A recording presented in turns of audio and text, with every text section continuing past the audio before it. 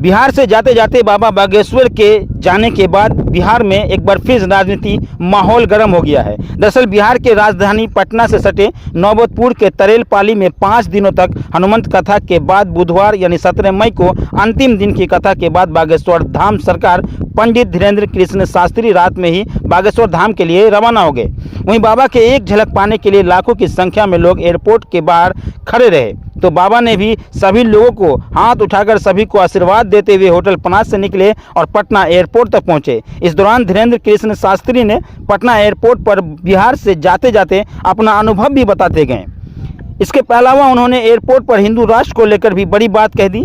Dhirendra Krishna Shastri airport पर media से बातचीत के दौरान बिहार में पहले 5वें दिन के अनुभव को शेयर करते हुए कहा कि बिहार बहुत अच्छा है, अद्भुत लगा, बिहार बहुत प्यारा है और अब बिहार हम लगातार आते रहेंगे। बागेश्वर सरकार ने इस दौरान अपने भक्तों से कहा कि राम राज और हिंदू राष्ट्र की ओर बढ़ें और सब मिलकर इस पे मेहनत करें, सब भक्ति करें, एकता के साथ रहें। पंडित धीरेन्द्र कृष्ण शास्त्री जैसे ही पटना एयरपोर्ट पहुंचे तो उनके चाहने वालों की वहां भीड़ लग गई, जिसके बाद सिक्योरिटी ने किसी तरह मोर्चा संभाला और बाबा को हवाई अड्डा के अंदर प्रवेश कराया।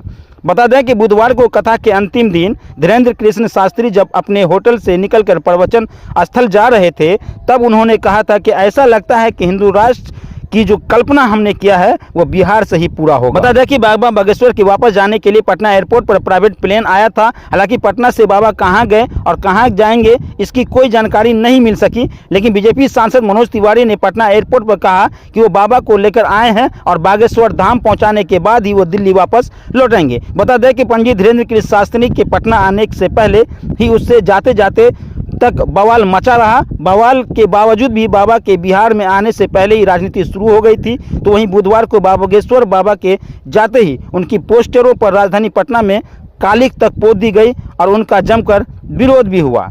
हालांकि वहीं इस पूरे मामले में बीजेपी बाबा के साथ खड़ी नजर आ रही है। तो बाबा बागेश्वर के दौरे की सफलता के बाद बीजेपी उत्साहित है। वहीं बाबा बागेश्वर के जाने के बाद आरजेडी भी इस मामले को लेकर आक्रामक है। आरजेडी के प्रवक्ता मृत्युंजय तिवारी ने कहा है कि अफगानिस्तान जैसा नजारा पटना के एयरपोर्ट पर देखने को मिला है। पटना के एयरपोर्ट पर जो कुछ हुआ उस मामले में केंद्रीय गृह मंत्री और विमानन मंत्री को जवाब देना चाहिए। जो दोषी है उन पर एक्शन लिया जाना चाहिए। आरजेडी प्रवक्ता ने कहा कि देश के संविधान को मजाक बनाकर रख दिया। दरअसल एयरपोर्ट के रनवे तक बाबा के भक्तों के पहुंचने पर महागठबंधन ने बीजेपी को घेरा है। जनता दल यूनाइटेड यानी जदयू का सीधा कहना है कि इस मामले में एयरपोर्ट अथॉरिटी ऑफ इंडिया को जांच करवानी चाहिए। जदयू के मुख्य प्रवक्ता और एमएलसी नीरज कुमार ने यह भी कहा है कि सनातन वाले एक संत के पास चार्टर्ड प्लेन कहां से आ रहा है, यह बीजेपी को बताना चाहिए। जदयू प्रवक्ता ने कहा कि इस मामले में आम लोगों की सुरक्षा के साथ खिलवाड़ किया जा रहा है और